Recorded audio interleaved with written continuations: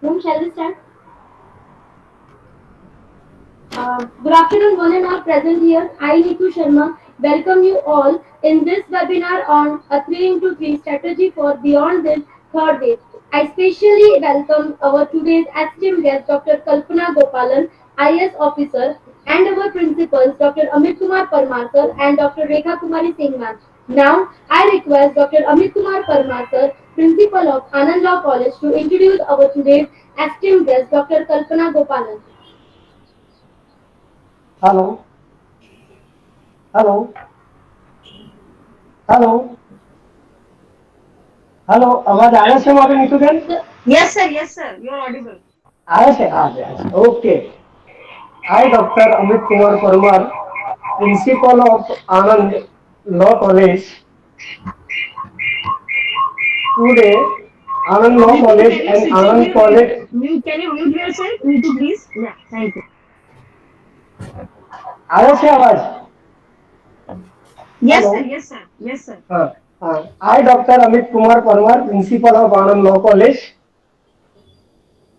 Today, Anand Law College and Anand College of Legal Study managed by Sri Ramakrishna Seva Mandal, jointly organized a webinar on C3 strategy for beyond the third wave.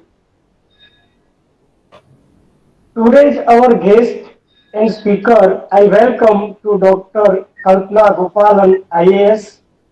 I welcome to our Anand College of Legal Studies in charge principal and our colleague Rekha Kumari Singh. I welcome to our both the institutions teaching and non-teaching staff members and dear students. I give some introduction to our today's guest and speaker, Dr. Kalpana Ben Gopalan, IAS officer. She is now the additional chief secretary, Labor and Public Grievance Redressal Government of Karnataka. So many awards achieved by him. Dr. Gopalan, IAS is composite public policy professional, a true versalist. She wears many hats, practitioners, policymakers, scholar, author, volunteer, and mother. She secured 19th rank in the All India Combined Civil Service Examination in 1987. Her 33 years work experience in the Indian Administrative Service spans land administrations, energy, handicrafts, urban management, public distribution, system supports, rural development, youth training and education. Dr. Kalpana is recipient of the Mother Teresa Women Empowerment Award for outstanding contribution to excellence in leadership, the International Human Rights Award under the Women of Courage categories 2019, the Sexy Brilliance COVID Leadership Award, the Social Activist Pratibha Suman, the SARC Nation Human Rights Association Award, the Inspiring Changemaker Giving Economics Award, the Bhavishya Ke Silpakar Award, Thought Leader Certification Dr. JCK Social Labs 2020, the Genesian Outstanding Pathway of Governance Leadership Award 2021. She was recognized a great warrior of humanity by the International Human Rights Advisory Council for her humanitarian service and best practice on COVID-19 prevention 2020 and appreciated by UNICEF and the Rajiv Gandhi University of Health Science for COVID-19 Response 2020. She is LinkedIn Wonder Woman and Inspiration Leader of 2020 and accommodations by the National Social University ERW 2020, Rajiv Gandhi University for Health Science, Viswesvarappa Institute of Technology, will empowering women growth, Gulbarga University, Jain University, Ramaya Institute of Technology, Acharya Institute Academy of Sanskrit, Sri Dharam Trust, SJS Institution 2019, Honorary Council Republic of Maldives 2015, and Institutions of Engineering of India 2013.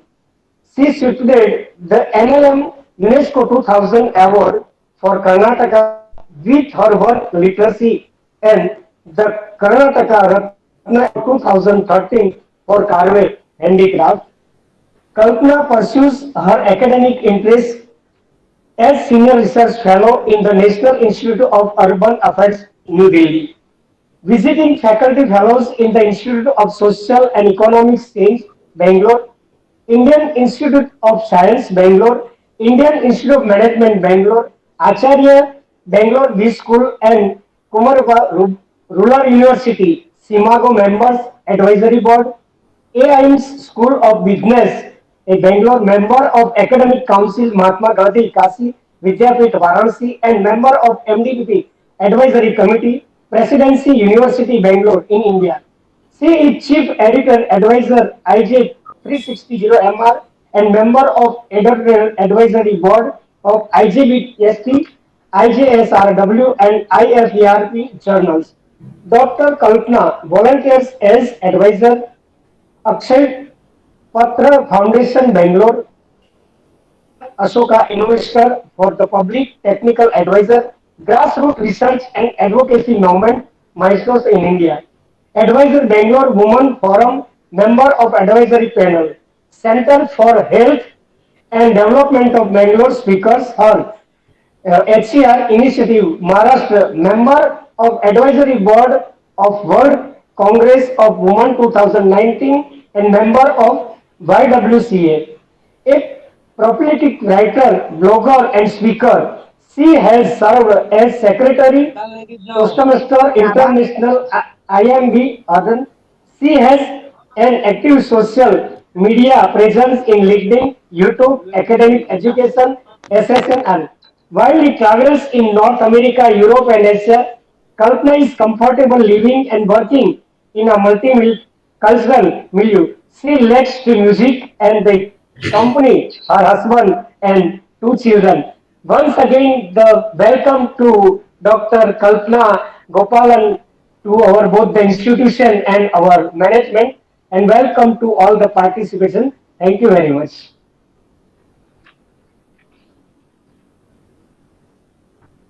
I request Dr. Kalpana ma'am to enlighten us on today's topic.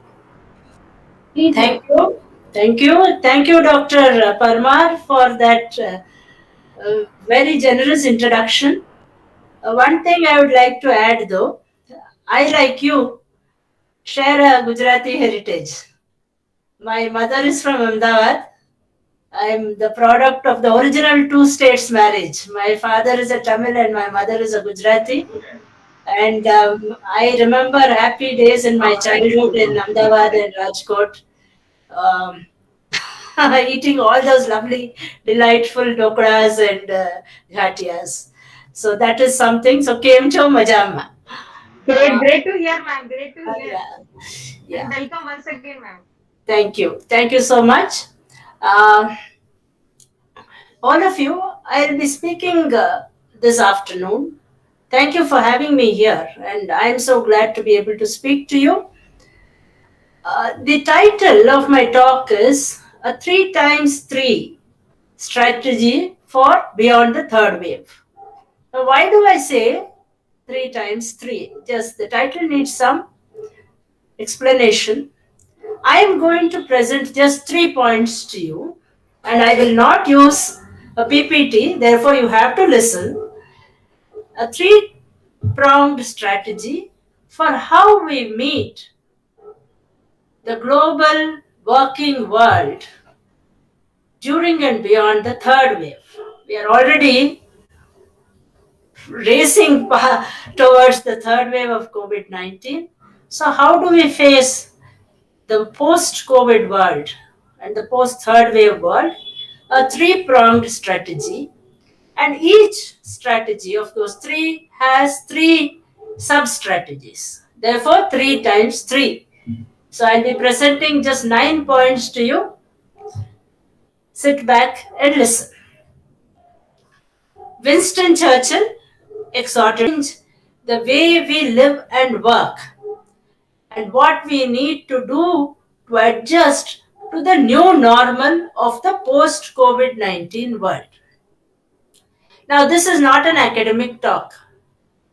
This is something which is going to be useful to you as you complete your education and enter the working world. Today, I will present 3 arguments to you. First, I argue that the new normal of the post-COVID world will see major changes in our professional world.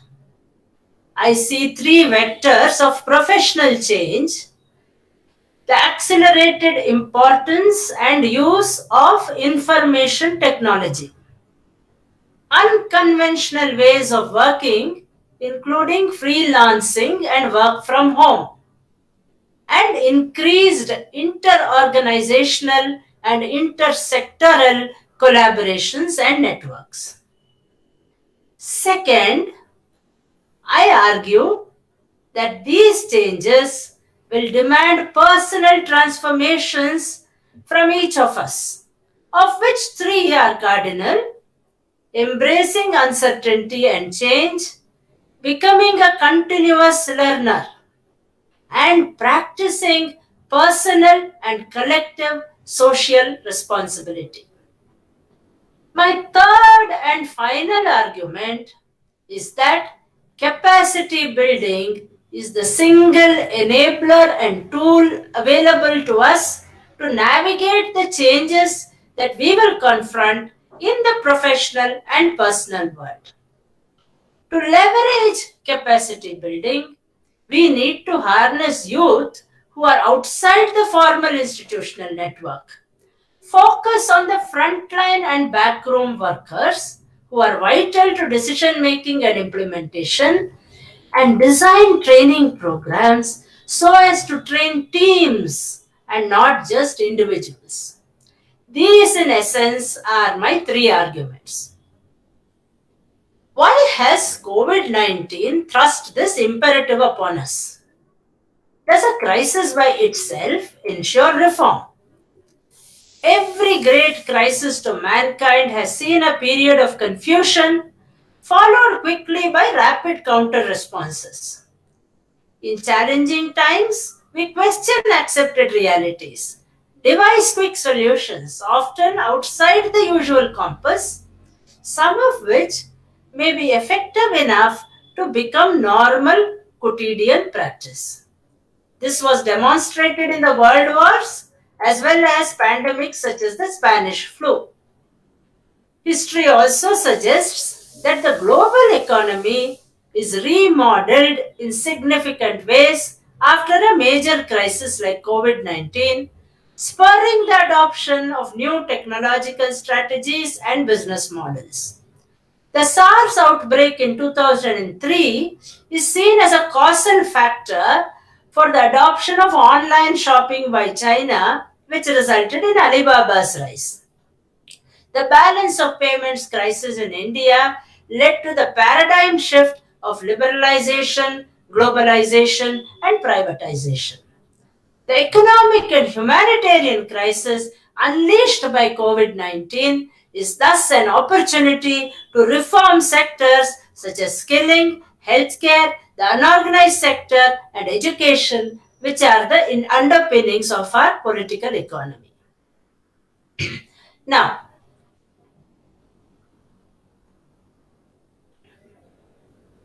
what changes will we see in the post-COVID professional world?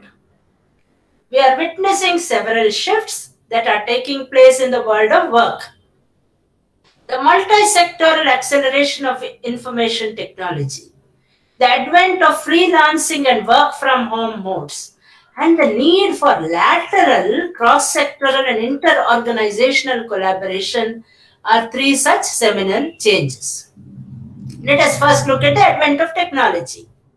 The CEO of IBM, speaking in an online forum, said, "History would look back on this moment as the moment when the digital transformation of business and society suddenly accelerated." COVID 19 has increased digitalization in all spheres of our professional world, whether it is education, healthcare, governance, or entertainment. As schools closed in many parts of the world, e learning and e delivery of education saw a smart breakthrough. States like Karnataka launched the Makkalavani, Children's Voice, for disseminating educative and entertaining content to children.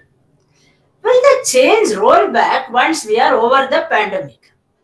Even while keeping teachers integral to the education process, there will be a new flexibility and agility with curated content through platforms like Coursera and entirely new learning experiences through artificial intelligence, virtual intelligence, and mixed experience tools. Healthcare is seeing similar changes. Digital efforts in Wuhan to contain the pandemic via smartphone trackers demonstrated a powerful new public health tool. Kerala Police launched Project Eagle Eye to use drones for surveillance during the lockdown, using technology as a tool to complement manual surveillance in topography which is inaccessible, such as pocket roads and open fields where jeeps cannot traverse. In the entertainment industry, Netflix and Amazon Prime are seeing a big boost. Netflix viewer numbers have swelled as lockdowns across countries kept people at home. Even the requirements of daily activities need digital navigation. As people have been forced physically apart, they turn to video calls on WhatsApp. All these demonstrate the growing acceptance of technology to help us feel connected. As people become more comfortable with technology and service providers upgrade their infrastructures, creating a better pipeline and more streamlined and user friendly experiences, technology becomes easier to live with day to day. The second change in the professional world is the growth of freelancing and work from home modes. COVID 19 has propelled us to experiment with work from home on an unprecedented scale. As the CEO of Wipro put it, work from home will define a new normal for a lot of industries and will create new opportunities for us to be able to do work more globally. WFH has gone beyond our quotidian processes and scaled new innovative heights. Recently, my daughter, who is a corporate lawyer, was engaged in the Facebook Geo deal. This US $5.7 billion investment by Facebook in Reliance Industries Geo platforms and later a similar investment by Google as well set a new standard in remote negotiation with extensive M&A dialogue happening online, even including due diligence and agreement negotiations. This is one of the biggest deals that has taken place when there is a nationwide lockdown in both India and the US, the two countries where the two parties of this deal are based. Transactions of this magnitude, especially transnational ones, usually involve considerable travel and face to face meetings and facilities by the higher management and their financial and legal advisors. This time, however, all this happened online. Another shift that we may expect is the emergence of the gig economy. Each of us will have to get used to becoming a freelancer. Remote hiring of technical talent will become the norm. Even before COVID 19, we were seeing permanent employers, such as governments and universities, cutting down on hiring and increasingly outsourcing even their core functions. While this may create job insecurity, it is not necessarily a bad thing or even a new one. Take a surgeon. My son is a neurosurgeon.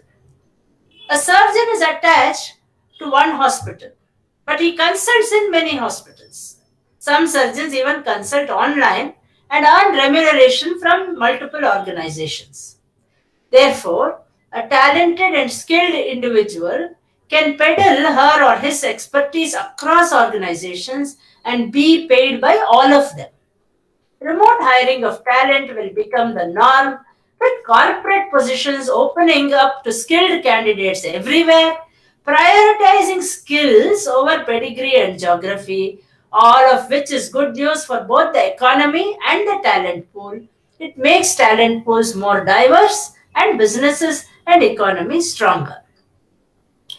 The third change in the working world is the emergence of more cooperation and collaboration. Gig economy and pervasive freelancing will bring in this change across sectoral silos. As freelancing becomes more prevalent, teams will be self created rather than being curated by leaders and will become more interdependent, more collaborative, more agile, and more flexible. COVID 19 saw the pharmaceutical giants GlaxoSmithKline and Sanofi forget their commercial rivalry to join hands to build a vaccine, pooling their relative strengths of adjuvant technology and a virus antigen, while Google and Apple teamed up to evolve standards for contact tracing. Last year, I worked as Additional Chief Secretary of the Department of Youth Empowerment and Sports, and I headed the National Social Service Scheme of Karnataka. You also will be familiar with NSS. Now, NSS Karnataka teamed up with the Rajiv Gandhi University of Health Sciences, which is our medical university in Karnataka, and NIMANS and the National Health Mission to provide curated training on COVID 19 response to NSS officers and volunteers, who in turn disseminated this content to communities. All this cooperation and collaboration demands that we build up networks and skills, build each other up professionally with no room for envy or backbiting or jealousy. So, this brings me to my second argument.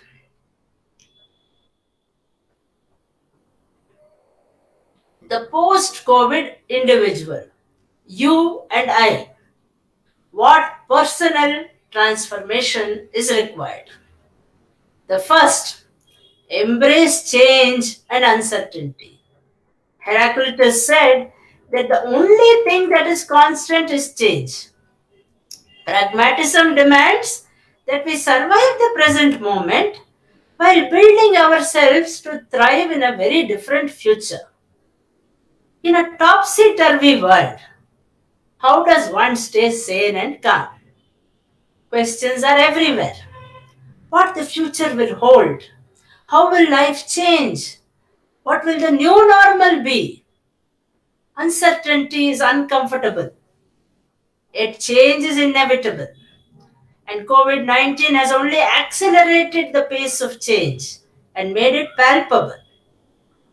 In such a dynamic and unpredictable situation, those who accept uncertainty and are willing to take swift, decisive, and risky action will hold the advantage. As lockdowns were announced and non essential businesses were instructed to close, business owners were suddenly faced with a tough choice of either stopping operations completely or finding new ways to provide the service. Many restaurants closed, and you would have seen this in all major cities, Ahmedabad, Rajkot included. Restaurants closed but kept their kitchens open, tying up with delivery services like Swiggy or Zomato. Barbers, whose salons closed down, began to offer home haircut services. Hence, the first personal transformation that the post COVID challenge demands from us is the realization that change is the only constant and that things may change any moment. This calls upon us to embrace uncertainty, develop equanimity, mental balance, emotional intelligence, and agility of thought and action. Next, the personal transformation that is required is to become a continuous learner. Continuous learning opens our minds and changes our attitudes. Knowledge is now at our fingertips. To function effectively amongst this rapidly changing world of technology, we need to learn new things to remain valuable. Those not making use of this opportunity will stagnate. Do not be left behind. Ensure that you remain up to date. Keep up with industry trends and adapt your skill sets. Resources for continuous learning are many. Read magazines and online articles. Analyze and critique case studies. Subscribe to publications relevant to your work or interests. Connect with global networks using Skype, social media, and email. Attend training courses and webinars. Try MOOCs such as Coursera and edX. Listen to podcasts and watch documentaries. The days when one went through a neat progression of study, work, retire will be replaced by a career of constant personal reinvention and learning with doing. Therefore, continuous learning is vital to prepare yourself for the coming future.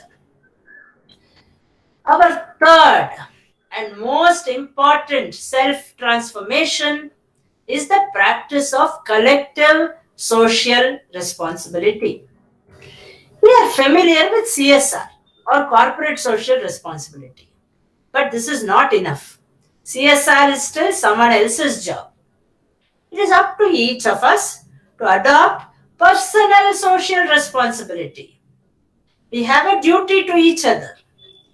Personal social responsibility is easier to practice, say by teaching a child or helping a destitute person in need. But what COVID-19 has brought home to us is a larger collective social responsibility. The health of our communities depends on our individual actions. Thus, it emphasizes our responsibility to the community. There are many ways in which the pandemic has expanded opportunities for collective social responsibility. We have suddenly and sharply become aware of a joined up world. While emphasizing physical distancing or social distancing, as it is called, COVID 19 has also reminded us how joined up, how interconnected our world really is. The virus spread from a market in Wuhan, China, to almost every corner of the globe in just 3 months. Such a public health crisis is a demonstration how connected we are and how what happens overseas or in a neighboring state can directly and immediately impact lives in our country, state, and home. As we collectively navigate the COVID 19 public health crisis, there are ways in which we can practice collective social responsibility.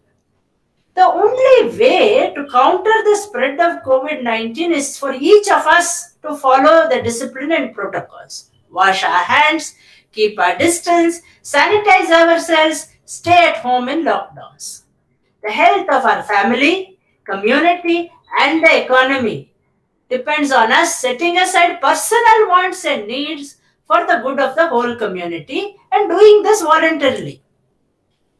Social distancing causes a disconnection that can be disorienting. While we need to maintain physical distance to stop the spread of COVID 19, we need social connection more than ever. Therefore, COVID 19 is an opportunity to practice collective social responsibility, helping us to overcome our prejudices, reinforce our ethics and values, extend our reach, find ways to reach out and involve, develop curiosity and compassion.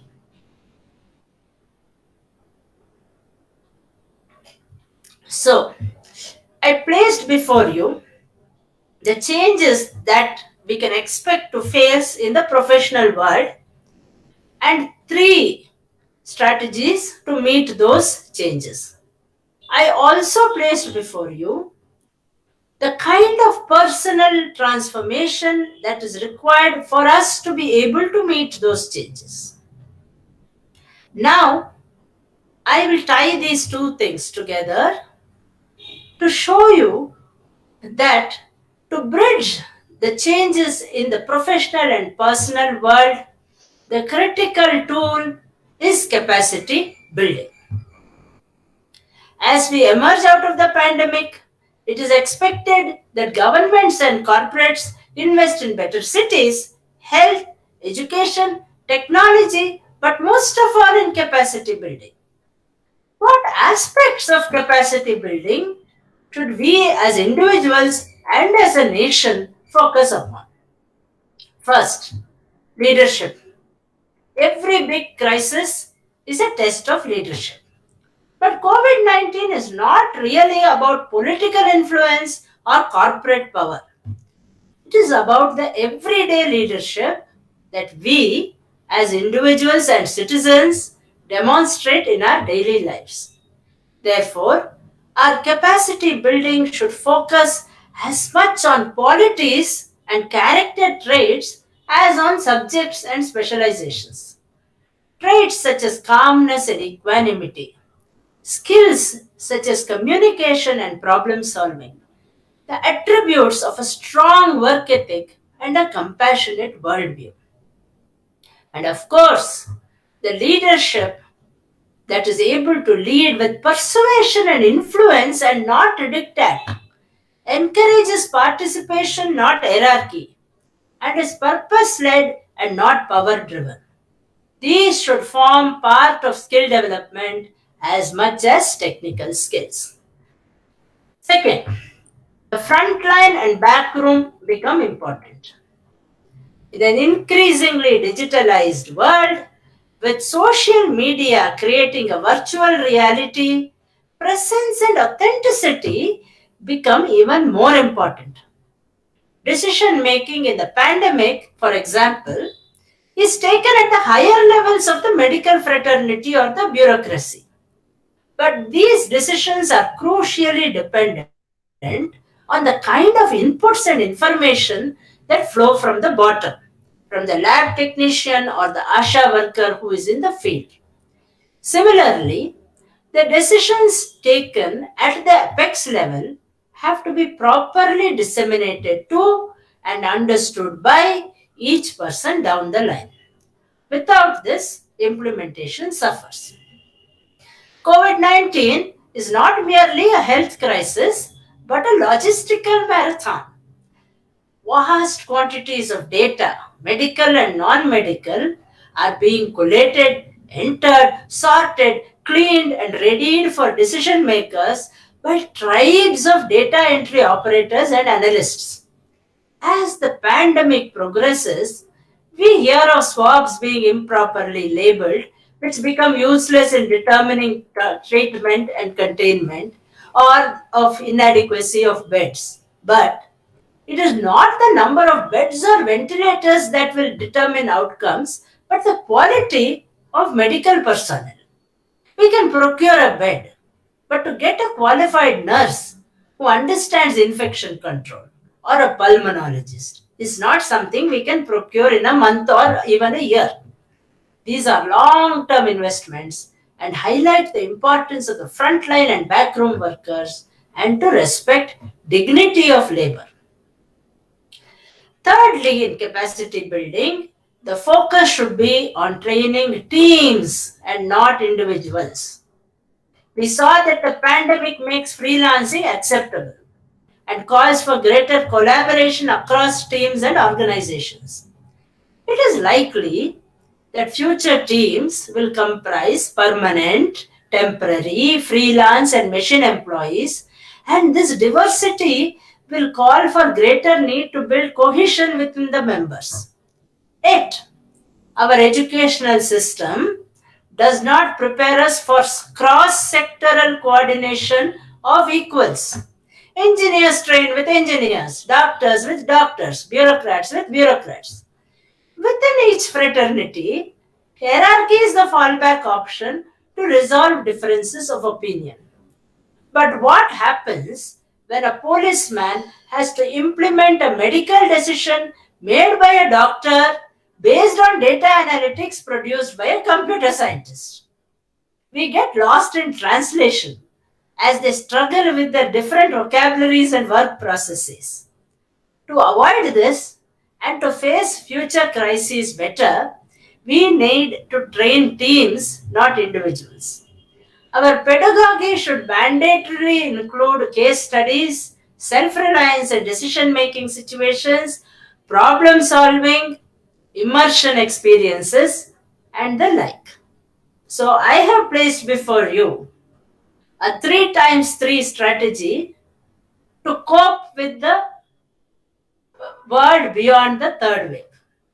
In conclusion, let me say that choices, not crises, determine our opportunities.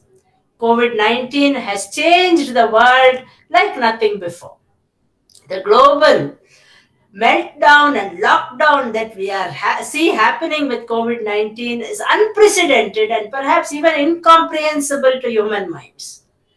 Yet, amidst all this, opportunities lurk. It is time for governments, businesses, and individuals to prepare for the worst, but also prepare themselves to recognize and utilize these opportunities. And keep the faith that we may transform to a newer, stronger, and reinvented India. Thank you all. My best wishes. Jai Hind.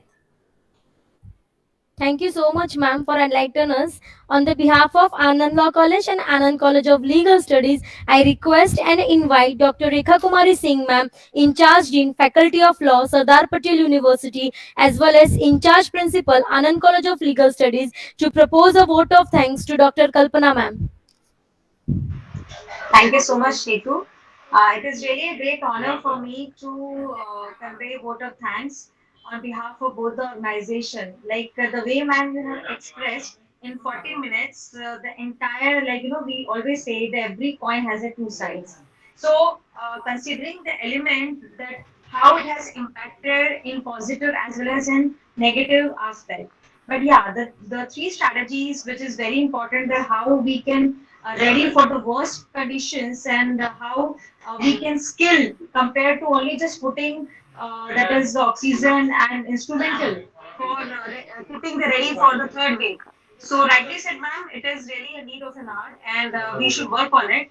And on behalf of both the organization, thank you so much for your kind knowledge what you shared with us. And we are indebted for your valuable time, ma'am. Thank you so much. Thank you so much. It was such a pleasure. Hope to see you live soon. Yes, yes, ma'am. Thank you so much, ma'am. Thank you. Bye bye. Best of luck. Thank you, ma'am. बच्चों, now students, now you can leave.